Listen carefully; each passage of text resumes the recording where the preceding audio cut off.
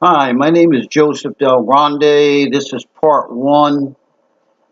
Um, I was employed as a firefighter by the Greenville Fire District for over 20 years. Unfortunately, I got injured on the job and I suffered a career-ending injury to my lower back. This was confirmed by the fire district and approving my, it's called a 207A1 application. So they admitted and approved the application confirming that I was injured on the job. Also, at the same time, they applied for workers' compensation reimbursement, and they received workers' compensation reimbursement from the date I was injured until the date I retired. Now, from there, this turns into what I would consider biblical, unprecedented level of corruption engaged in by multiple parties, but I will try to focus in specifically on the Greenville Fire District and Dr. Silverman, who supposedly is called an expert in orthopedic medicine, even though he is only an occupational internist and has no firsthand knowledge of any surgical procedures regarding a spinal injury. So upon my approval of the 207A1 benefit, I, prior to that, applied for my what's called the performance of duty by the New York State Retirement System Controller. In February, my injury was in December. I applied for the performance of duty, I believe, in February, and ended up retiring in May. I subsequently got approved my performance of duty by the New York State Controller, which is and was originally to compel the fire district to commence paying me the 207A2 benefit.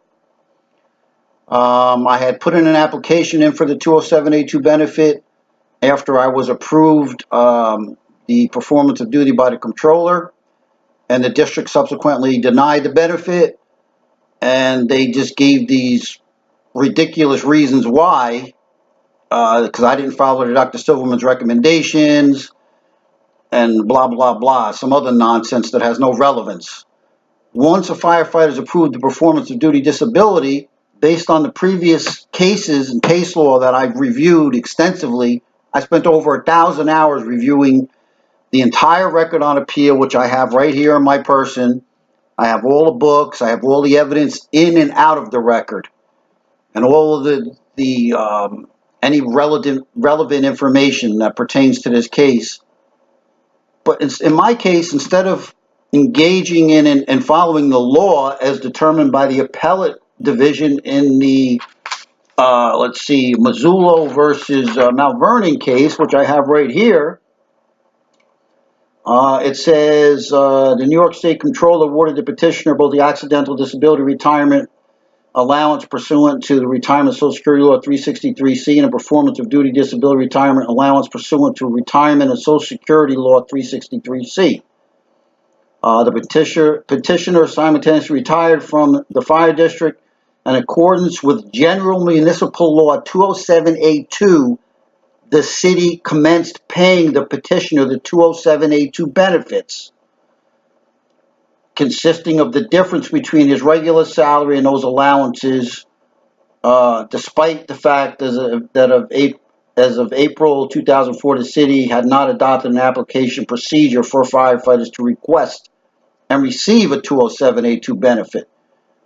So clearly, the appellate court in this decision is saying that the Mount Vernon Fire Department actually complied with the law by commencing payment of the 207A2 benefit upon the approval of the accidental and the performance of duty retirement under Social Security Law 363C. However, my case takes so many sordid, convoluted, corrupt, collusion, incompetence turns over the course of the next several years. My injury was in 2005. We're now in 2018. My case was going through the court for several years, all the way up to 2014. And because of repeated, this is my opinion, as I should have clarified from the beginning, this is my opinion that I'm stating here, but my opinion is substantiated by extensively examined, overwhelming, credible evidence in the record. Over 1,000 pages of evidence and evidence outside the record. To be true, to factually be indisputable on the law, on the Article 78 law and the 207a 1 and 2 law, which I've reviewed and read repeatedly, and I have a full comprehension of. So since the Fire District did not commence payment of my 207A2 benefit as stated by the appellate in this other decision, which they should have done based on the law, I ended up having an arbitration. And this is the first part of my case that goes so far out in left field that's never happened before in any New York law regarding a firefighter trying to attain a 207A2 benefit. And also, I should state, Warren Roth was representing me through this whole case from the beginning, because he's the one that said I was entitled to and should pursue this 207A2 benefit. Okay? So I was engaged in this arbitration, supposedly by Mr. Howard Edelman, Howard C. Edelman, Esquire arbitrator, who said he conducted this whole matter as an arbitration. I have documents and letters from my attorney at the very beginning where he's saying, ask my attorney, do you object to me sitting as hearing officer? My attorney says, no, but I do object to the procedure. Okay? But the thing goes so corrupt and sideways from there, you wouldn't even believe it. This is the document. I don't know if you can see it. It says, in the matter of the arbitration of a Joseph Del Grande application for 207A2 benefits versus the Greenville Fire District. I'm trying to see if it actually is showing up on there. And you can see Warren Roth and Conroe were the representatives. Conroe was for the district, and Warren Roth was my attorney. Okay? The arbitrator goes on to say that he was appointed arbitrator. Okay?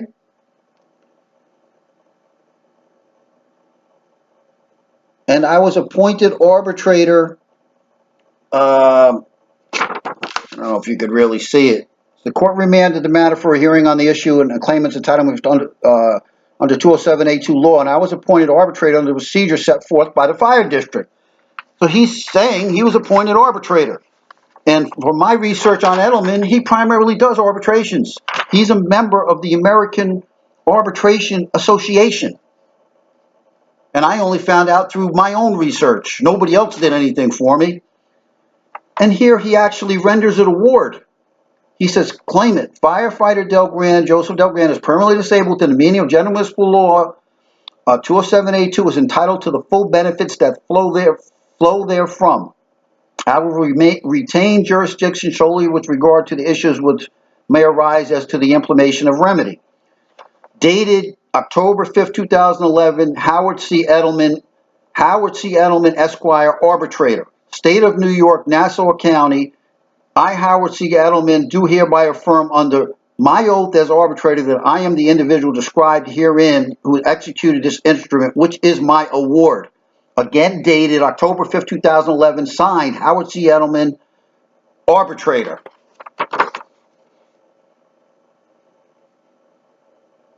I don't know if you could see that,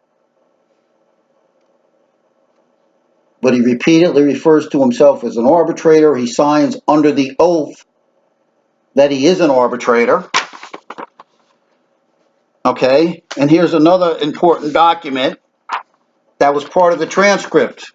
Whereas if you can see right at the top, it says American Arbitration Association. in the matter of the arbitration of, again, Joseph Del Grande, application for General Municipal Law 207a2 benefits. So he repeatedly throughout the process said he was an arbitrator. Okay? Another important point, at the very beginning, the fire district put in this procedure for, they made up specially for me, okay? That said that the arbitrator was supposed to be acting as a hearing officer in my case. However, Edelman never stated the actual things that were stated in this hearing procedure, and that he was supposed to just be rendering an opinion, not an award. He was only supposed to be rendering an opinion, and he was supposed to be paid for 100% by the fire district. Okay? But during the middle of this arbitration process spanned almost over 2 years. There was bills that went out that showed that Edelman was charging both me half and the fire district half, which is in accordance to the way an arbitration would be conducted based on the CBA I was covered under when I got injured. It said the arbitrator is supposed to split the fees, half for the firefighter expense, half for the district's expense. And the arbitrator's decision shall be final and binding, and he shall in no way have any power to amend any part of his procedure, of the CBA. Okay? So during the procedure, there was supposed to be an arbitration from front to back.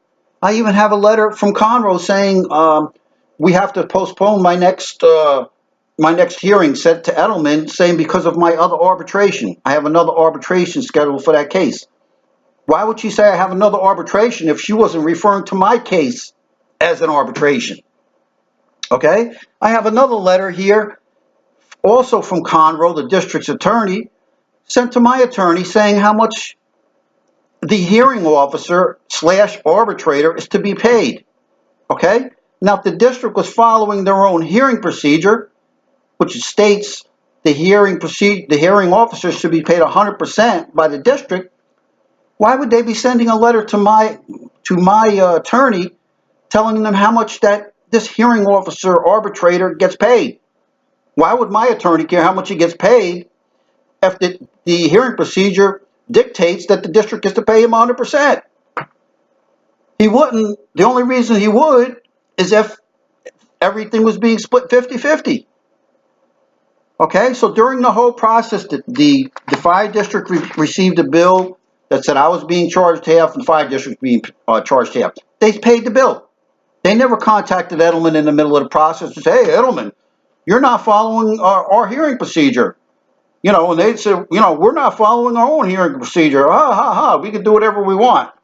Because their whole plan and scheme and scam here was they were double playing the procedure. They never glorified or stated clearly that the procedure actually was the positive in controlling Edelman's findings from the beginning. They slipped it in sideways, just as a piece of evidence, not as something that would control everything he said and did during the process and control his decision and what his decision was, an opinion or award, because they were waiting to see what his decision was. And it's proven indisputably by all the evidence I have here. The date that Edelman gave the decision that says award, claimant firefighter Del Grande is permanently disabled within the meaning of General Municipal Law 207a2 is entitled to full benefits flow therefrom, the fire district never contacted him. They got the same package that I got, that's from front to back is worded as an arbitration. Now, if they were legit and straight up, they would have said, hey, Edelman. First, they would have said it when they got the first bill. They would have said, why are you billing, like I said earlier. But more importantly, when I got the decision, they would have said, hey, this is not formatted in as far as in accordance with our hearing procedure, which you were supposed to be following. Because they weren't supposed to be, he wasn't supposed to be following it. It was only put in there for you to double play it. So now that you lost, the fire district lost, and he worded it as an arbitration, now the fire district was scrambling for a way to all of a sudden bring this hearing procedure to life and say, no, this hearing procedure that nobody followed, that we didn't follow ourselves, the arbitrator didn't follow, nobody followed, we're going to bring that to life and say, no, that controlled. That controlled his whole, the way he was supposed to conduct the arbitration hearing, whatever it was. And now it controls his findings. Now, instead of it being an award, which he affirmed to under oath as, now it's only, it's only an opinion that they can discard, as it was written in their hearing procedure. Okay, so months go by. There's no contact. I call my attorney, Warren, what's going on? Where's my arrears payment and where's my award as determined by Howard Edelman, the arbitrator? Oh, I don't know, Joe. We got to make sure they got the decision. I said, Warren, they got the decision. I got the decision. They got the decision the same day I got it. They're playing games. I said, you going to allow them to play games or are you going to do something about it? I spoke with the union rep at the firehouse at that time. And I said, what's going on here? He said, you better tell your attorney to move to confirm that arbitrator's award immediately. Once he renders a decision, you have to move to confirm it to an Article 75. I told my attorney, Warren, oh no, we got to make sure they got it. But months go by. I said, Warren, Edelman says, I will retain jurisdiction solely with respect to the issues which may arise as to the implementation of remedy. That means if they don't want to follow his arbitration award as worded, that he's supposed to take action and make them follow it. Okay? And at first, when I wrote him a letter, he's like, oh, well, implementation, I have to receive a letter from your attorney to take any action on it. Then over the next several weeks, the district's the fire district's attorney, Conroe, got a hold of him and said, oh, no, you were bound by following our hearing procedure. And he's like, well, so now, obviously, it appears that some kind of underhanded activity took place because progressively over time, I have several letters from Edelman were saying he went from giving me a final and binding award in an arbitration. Over the next several weeks to months, he's like, oh, no, it was only, my decision was now only a recommendation to the board, if they refuse to accept it or not. So how do you go from a final and binding arbitration, which he got paid for as an arbitration, that the district complied with paying for as an arbitration? Now, because the district lost, like I said, they're bringing this whole hearing procedure to light and saying it controlled everything. But meantime, if the district had won and the arbitrator had ruled against the district would have said, what hearing procedure? There's no hearing procedure. That hearing procedure would have disappeared out the back door because it was never glorified or amplified at the beginning and made to say that it controlled this whole process. It was hidden in there sideways. So they double played it. Now they lost. Now the hearing procedure is this big thing that, you should have followed the hearing procedure. It's a joke. It's child's play. Okay? And my attorney knew all about it because he said something about the hearing procedure at the beginning and did nothing about it. He knew all about it because I sent him a bill and I have a letter from him that he says, oh, Joe, well, I don't know who's supposed to pay for the arbitrator, whether the union's supposed to pay for it or you are supposed to pay for it. That wasn't my question. My question is, why is he billing it and what is he acting as? Is he acting as an arbitrator or a hearing officer? He took no action to clarify it during the process. And even more troubling is from the date that the decision came out, he took no action to confirm the arbitrator's award as an arbitrator. He waited several months, almost 4 months later, the district conjured up this ridiculous, decision as to why now I'm not entitled to the 207a2 benefit. And every one of their reasons was already reviewed by the arbitrator and, by the arbitrator at this point in time, not the Supreme Court judge yet.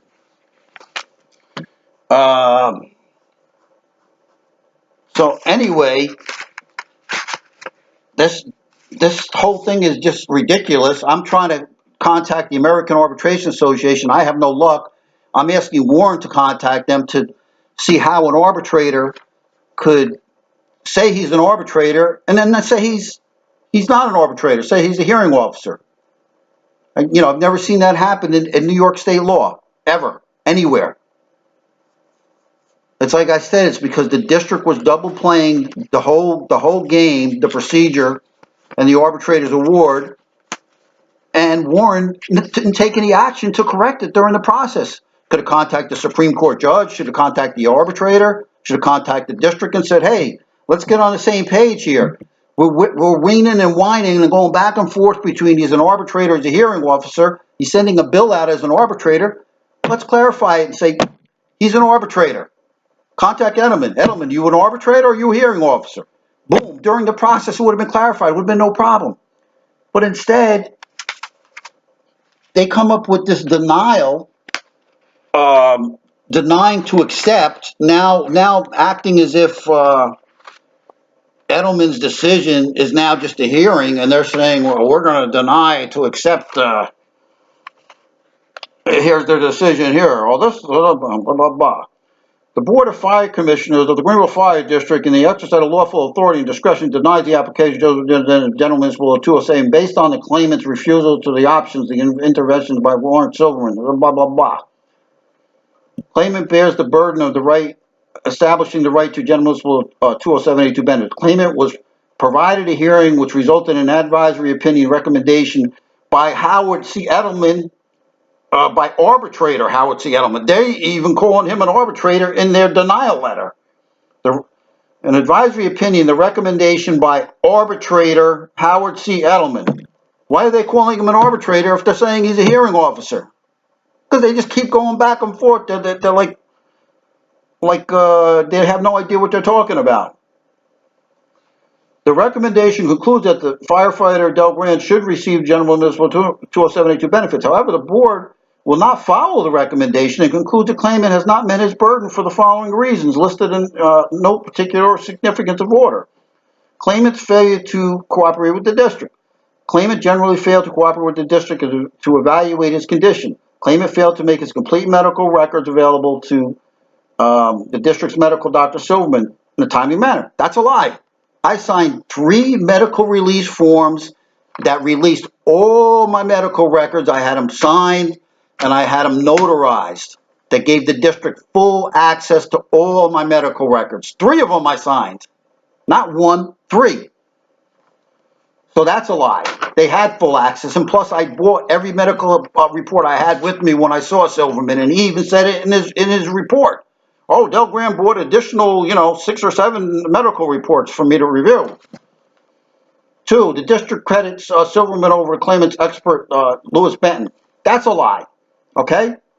Lewis Benton is not my expert. Lewis Benton is the New York State board-certified orthopedic surgeon who has to examine every firefighter that's applying for either performance of duty or accidental disability retirement through the New York State retirement system. Okay, so they're saying the board credits Silverman and the claimant is a prime candidate for surgery, blah, blah, blah, blah, and high rate of success, returning fire to claimant's condition of full retirement duty. Claimant's conclusion that surgery was not indicated, not likely to result in claimant's full flight duty. They calling this a battle of the experts. Silverman himself said he has no clue. Silverman said he knows nothing. He might know something about firefighters' duties, but he knows nothing about caring or treating for spinal injuries or what the result of the treatment of the spinal injuries would be. Well, Silverman talked about the hundreds of firefighters he has treated. This is from the transcript. In his intimate knowledge of firefighters' duties, he could only respond that he thought the vast majority of firefighters go back to work after microdiscectomy, and admitted his data was anecdotal only.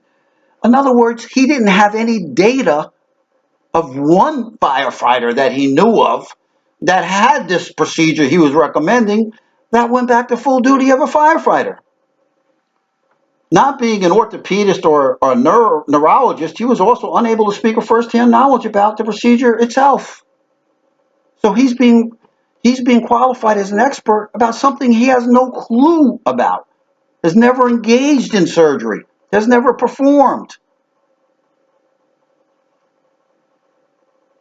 Silverman, not qualified to give an opinion on medical condition he knew nothing about. Silverman had no evidence of one firefighter who returned to full duty after surgery. So you got a doctor here who's the district's attorney, Conroe, keeps touting how he's so qualified, but yet every time he has a chance, he's disqualifying himself. Dr. Silverman sought in his testimony to establish that there was a simple and clearly indicated procedure that would have a high probability of returning firefighter Del Grande to active duty as a firefighter. He is not, however, an orthopedist or an orthopedic surgeon, as is Dr. Benton. His views were supported in his own words by anecdotal evidence only.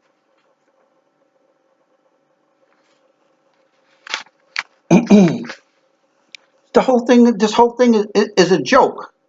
Dr. Benton is a board-certified orthopedic surgeon working for the New York State Retirement System to evaluate me to be qualified for a performance of duty disability, which he approved based on his exam of me and his review of all the medical evidence that I brought to him, which is everything that I had. Okay? And they're trying to say he's my expert. I was ordered to see him by the New York State Retirement System. He was not my expert. He has nothing to gain by deeming me to be permanently disabled.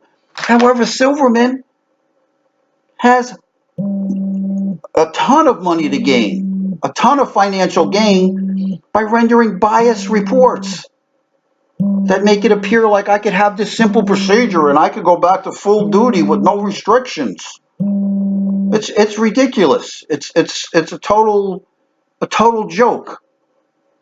Okay, because this didn't work during this process, it was all about Silverman. I didn't follow Silverman's procedures.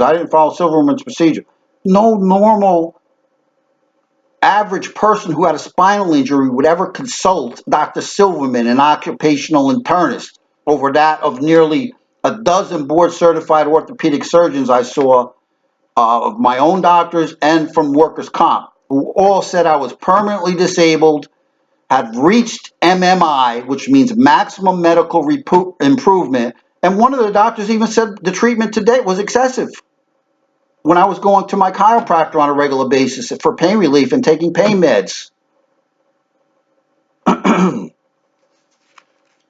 So, and since all of this action didn't work by Silverman and the district, they decided to start fabricating and lying and making up these fraudulent claims actually against Silverman's own report. Okay, Silverman found me to be permanently disabled nearly 3 years after my injury. Silverman himself said that I was still permanently disabled. Okay, but then he went on to make up a lie to fabricate medical evidence that's not in the record in an effort to deceive the court. This is Silverman's report of 2008, 11/2008, almost 3 years after I got injured. I think the anatomy at this point has not changed based on the information that we have. He still appears to have limitations based on a herniation at L3 and L4, which were related to the incident of 12/7/05. He's admitting that my ongoing limitations were based on my injury of almost 3 years prior. Regardless of the information contained in the medical record, just as clearly a surgical correctable lesion and with the appropriate surgical consultation would not require a major intervention to do so. I think at the L3, L4 is clearly related to the 12/7/05 incident, 12/7/05 incident. So he's admitting that I'm still permanently disabled. This is the last medical evidence from any doctor in the record, and it's from Dr. Silverman. It's from the district's own doctor, confirming the permanency of my injury almost 3 years after my injury. There is no other medical evidence from any other doctor or from anybody in the record or out of the record that says anything about my injury resolving itself. That's just a fraudulent claim where Silverman went out of his way to falsify medical evidence. He actually reached out There's another report from my doctor who was examining my neck. Silverman took his wording, his fraudulent wording, and put it in place, implemented it in place of my own doctor's wording to make it appear that my doctor was speaking the words that Silverman put in there. I mean, how fraudulent can you get? That's falsifying medical evidence. Okay, I have it right here. Fraud in medicine. Examples of medical fraud. Falsifying medical records or reports, lying about credentials or qualifications. Fraud in medicine. Okay, clearly falsified medical evidence for financial gain.